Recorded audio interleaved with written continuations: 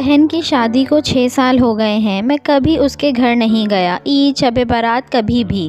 अबू या अम्मी ही जाते हैं। मेरी बीवी एक दिन मुझे कहने लगी कि आपकी बहन जब भी आती है उसके बच्चे घर का हाल बिगाड़ कर रख देते हैं और ख़र्च भी डबल हो जाता है। और तुम्हारी माँ हमसे छुप छुपा कर कभी उसको साबुन, कभी कपड़े, कभी सर्फ के डब्बे और कभी कभी तो चावल का थैला भर देती हैं। अपनी माँ से बोलो कि ये हमारा घर है, कोई खैरात सेंटर नहीं है।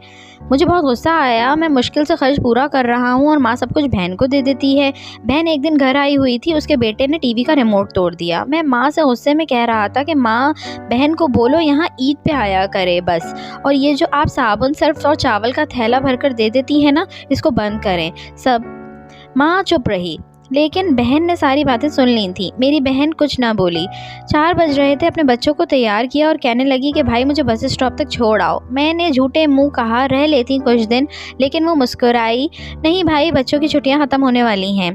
फिर जब हम दोनों भाइयों में ज़मीन का बंटवारा हो रहा था तो मैंने साफ इनकार किया। भाई, मैं अपनी ज़मीन से बहन को हिस्सा नहीं दूंगा। बहन सामने बैठी थी, वो खामोश थी, कुछ ना बोली।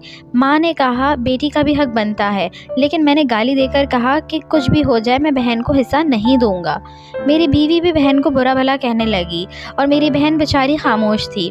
बड़ा भाई अलहदा हो गया। कुछ वक्त के बाद मेरे बेटे को टीबी हो गई। मेरे पास उसका इलाज करवाने के पैसे नहीं थे। मैं बहुत परेशान था, कर्ज भी ले लिया था लाख रुपया। भूख सर पर थी, मैं बहुत परेशान था। कमरे में अकेला बैठा था, शायद रो रहा था हालात पे। उस वक्त वही बहन घर आ गई। मैंने गुस्से से बोला कि अब आ गई है ये मनहूस। मैंने बीवी को कहा कि कुछ तैयार करो बहन के लिए। बीवी मेरे पास आई और कहा कि कोई ज़रूरत नहीं है गोश्त या बिरयानी पकाने की इसके लिए। फिर 1 घंटे बाद वो मेरे पास आई कि भाई परेशान हो। बहन ने मेरे सर पे हाथ फेरा। बड़ी बहन हूँ तुम्हारी, गोद में खेलते रहे हो, अब देखो मुझसे भी बड़े लगते हो। फिर मेरे करीब हुई, अपने पर्स से सोने के कंगन निकाले, मेरे हाथ में रखे। आहिस्ता से बोली कि पागल तो एम ही परेशान होता है। बच्चे स्कूल थे, मैंने सोचा दौड़ते दौड़ते भाई से मिल आऊं। ये कंगन बेचकर अपना खर्चा पूरा करो और बेटे का इलाज करवाओ। शक्ल तो देखो क्या हालत बना रखी है तुमने। मैं खामोश था, बहन की तरफ देखे जा रहा था। वो आहिस्ता से बोली, किसी को ना बताना कंगन के बारे में, तुमको मेरी कसम है। मेरे माथे पे बोसा किया और 1000 रुपया मुझे दिया जो 150 के नोट थे, शायद उसकी जमा पूंजी थी। मेरी जेब में डालकर बोली, बच्चों को गोश्त ला देना, परेशान ना हुआ करो। जल्दी से अपना हाथ मेरे सर पर रखा। वो जल्दी से जाने लगी। उसके पैरों की तरफ मैं देखा, टूटी हुई जूती पहनी थी, पुराना सा दुपट्टा ओढ़ा हुआ था। जब भी आती थी वही दुपट्टा ओढ़ कर आती थी। बहन की इस मोहब्बत में मर गया था मैं।